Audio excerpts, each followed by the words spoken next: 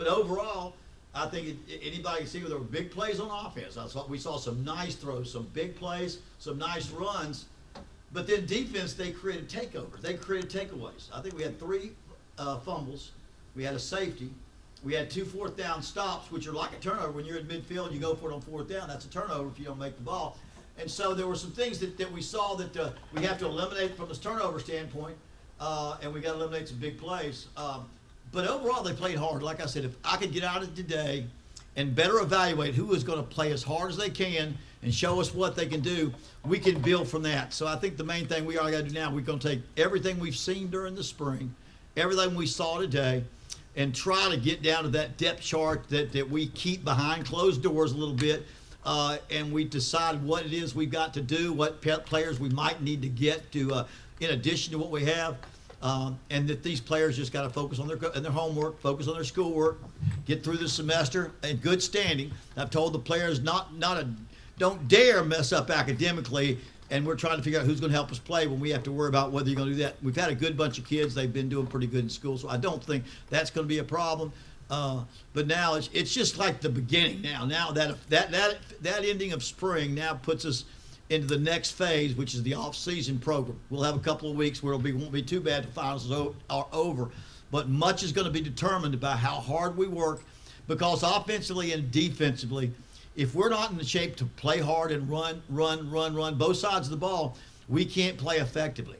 And as I've told our offensive coaches, the best thing you can do is memorize your alignment, your splits, your sets, because if you can get the ball lined up without having to run to the other side, you're going to call plays in a way that Coach Rick Rodriguez has called his offense long enough. We just got to make sure we're in a good position. Defensively, we just got to keep continuing to run the football, gang tackle, and get people around the football and play with energy. When I looked at the number of turnovers today that the defense created, that's the reason the game, I don't care what you do on offense, the game's going to be close when you create those kind of turnovers. Anybody got any questions? Sure. Or answer? That I can give you, Adam. Well, you were talking about just the evaluation period, Yeah. how important that's been to you all this spring. So now that it's over with, you're going to cut up the film and look at it. But how different do you anticipate this roster looking come August? Yeah, it's going to be different, but I just don't know exactly. I think until we see finally where we might need somebody, or not so much always that, Adam, it's kind of who do we get? All of a sudden you fall into this guy or you fall into that guy, and they come in here and they're an exceptional football player. They have to come in and beat guys out, or the guys that are here have to step up their game to keep them getting beat out. But I think there'll be some changes. I mean, there'll be some people coming in. And I'm not sure I'll say I know what's going to happen, but they're going to compete with some good people. I know we've already talked to people that are pretty much set on coming in to help. I think if our players understand what the situation is, they know that to upgrade our team, we've got to create competition, and then they've got to work all summer to now continue to fight for their position as we bring in some players that are going to be pretty talented at those positions. And there's going to be almost at all the positions there'll be 1 or 2. And I think, when you talk to the fans, and one of the things they wanted to see, obviously, was quarterback. We'll get into that. But kicking has been their big thing for a couple of years now, as I'm sure you're aware of. Yeah. You see the job Sutherland did today is going to make them feel good. Kind of where you see him right now? Well, Caleb, Sutherland is ahead of everything. He has had a great spring. He has all the ability because he has a strong leg. He doesn't try to. He kicks a 30-yarder or 40-yarder the same speed he kicks an extra point. He's got a great leg. He got a pop coming off his foot. So if he will work hard, he's number 1 at that position. And we'll have some guys come in and compete with him. But he wanted to show us. He wasn't eligible last year. He wanted to show us what he could do.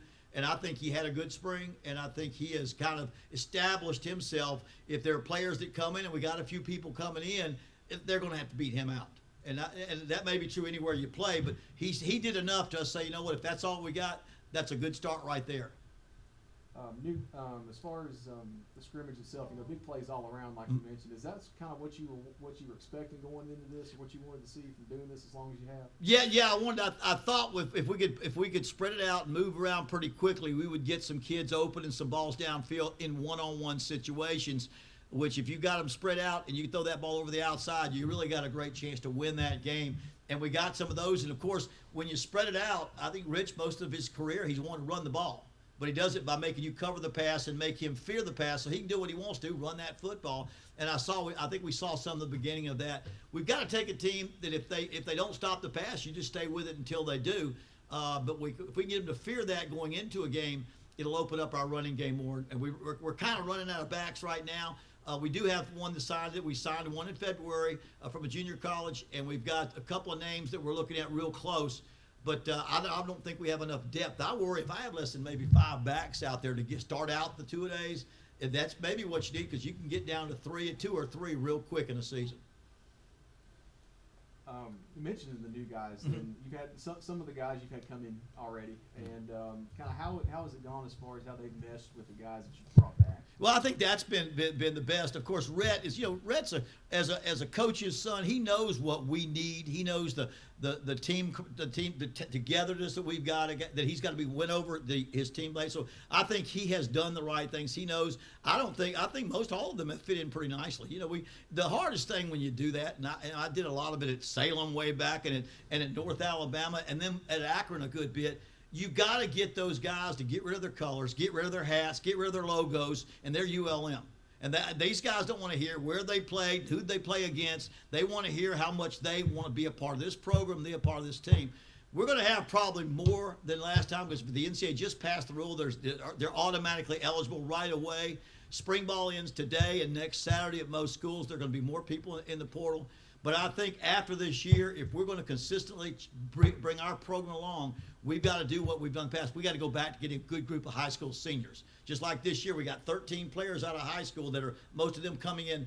Now, next year, as we get these portals this year, you really want to get, if they had 25, you want 20 guys out of high school and maybe have 5 that might come in through the transfer system. I think with the portals the way they are and the way in which kids seem to get eligible to play right away no matter what happens, it's not going to go away. Quarterbacks don't sit very long, and I know I was coaching at Clemson as an analyst the year we went to the championship game. The top 4 teams, 3 of the quarterbacks were transfers. At Oklahoma, at LSU, and at Ohio State. They all started out somewhere else. So I don't think that's going away. I think the old days when a guy stuck around.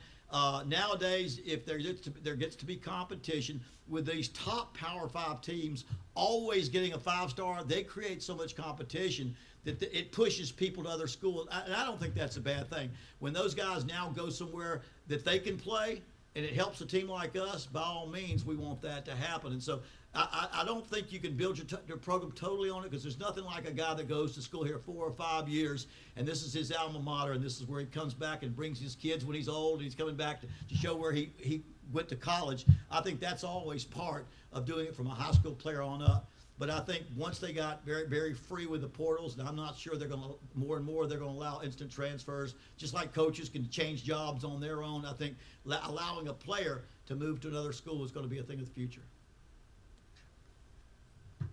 All righty? Coach, how would you say, now that you're at the end of spring, the communication has maybe developed and progressed within your coaching staff now that you guys are all here and looking back over these past few weeks? Yeah, I think it's been very good because obviously the ability of our coaches to communicate with each other and to be on the same page. I think we've got 2 coordinators that are not exactly that. One's 58 years old or so, and one's 26 years old, but they both are very they're in charge. They take control. They're very confident. And they gain the respect of the other coaches on their side of the ball. And so that's the first way you do it. You clearly tell everybody what you expect of them. So if that's the communication you're talking about, we do have very good communication, I believe, between our coordinators and our defense and our offense and our special teams. And through the past couple of months, I've been able to go out there and work very hard and not just take our staff, but we've tried to hire an analyst at every position. We have an offensive analyst, a defensive analyst, and a special teams analyst. And then we've looked very closely at the student assistants that are here on either federal aid or as a volunteer that can help each coach. So what I did, even when I was at Clemson, I got to see how many people that they utilize to have a good season. I've tried to utilize graduate students or students and fill in where I think we can to create a good video system, to create a good recruiting department, a graphics department that we've now done. We're going to have a social development program here called Warhawk Way, which is the way we do things off the field that we'll have people being a part of. So I think we're getting the chain of command of the number of people in our program that we need. that I think when we can get everybody doing their job, it'll give us the best chance to be prepared each and every week. It's kind of one of those things that the last couple of years I've been really watching. When you got a place like Clemson, that's even, I mean, and it's been a while since I've been where you've got everything you want. You can hire as many people. And I tried to sit there for 2 years and say, okay, if we could bring in young guys, whether graduate students or student assistants, and we could fill those places with guys that could be tutored along and mentored by our coaches, how can we develop the kind of work schedule during the season that can help us? And I think we've got a good plan for that. We've kind of got people in place in all those areas. And I think behind the scenes, we've got a lot of things working that having done this a lot of times, I think I know what we're going to need. When you get in the heat of battle and the bullets are flying, you want enough guys helping out other people and know exactly what to do. And we're slowly putting that together.